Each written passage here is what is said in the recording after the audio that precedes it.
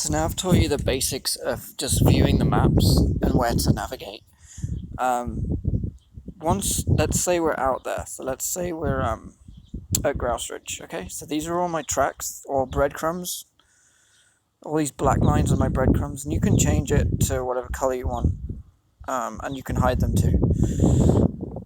Because eventually it gets kind of overwhelming with all these different lines. The blue lines are basically waypoints and routes that I've created. We're going to look at routes and how to do that a little bit later on, but for now I'm just going to show you the basic tools that you're going to need when you're actually out there. So let's say we're at Grouse Ridge. Okay, so this is the well, first of all, I'm going to change my map because I can already see that a lot of these trails aren't showing up. Depending on what areas you're looking at will depend on what maps you want to use, because different areas utilize different maps. So we're going to go to Topo because I know that all the trails are on this, and you can see again that it's loading it. Eventually you can set in your phone in the settings. Let's quickly go to the settings here, and you can go to map. You can actually set your map cache size right here. So I've got it really high at 1000 MB, which is 1 gigabyte. This basically means that it's going to be a long time until the map will stop rendering. When the map stops rendering, that means your cache is full, and you've got a lot of different maps loaded in your memory. That takes a long time. Once that happens, you really pretty much need to start you need to go from the start and clear the cache. Once you've cleared the cache, all those areas are going to be gone.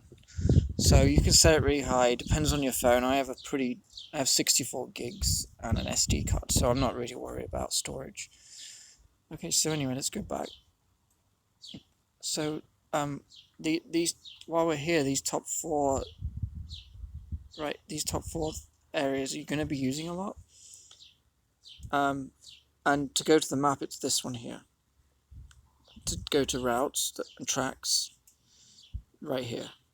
I don't pay any attention to the feed at one. I always just use my own tracks and routes, because the feed is just a bunch of generic kind of routes that people make that you won't really find useful. Anyway, okay, so let's go back to this. We're at Grouse Ridge, okay? So let's say we're at the top. We've just climbed all the way to the campground, okay?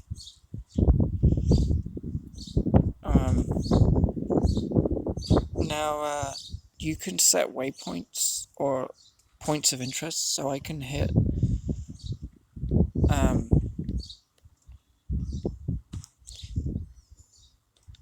trying to find this, so I can, if I want to know, let's hide all these for one. Let's say I want to, you press the plus, so I use this a lot. You can add a point of interest, Grouse Ridge Campground. You don't have to label it.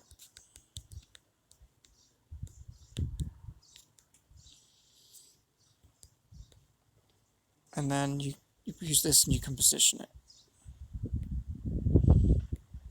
You can go back into that.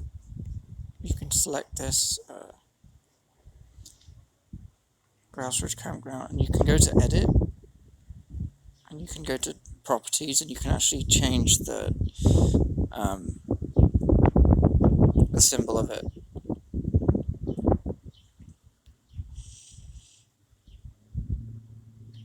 Okay, so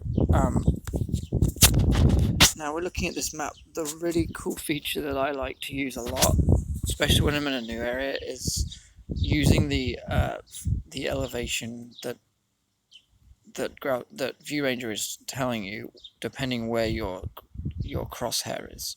So you can see, if you look above here on the very top where your coordinates are, that it's telling me my elevation depending where my crosshair is, not based on my position. So let's say this is our position. We can look down and we can see that this trail is a downhill going down 56, and you can also kind of figure out how much elevation you're going to drop or how much elevation you're going to need to climb. So that's the kind of the basics of the mapping. We're going to go into using routes and waypoints in a little bit more detail now.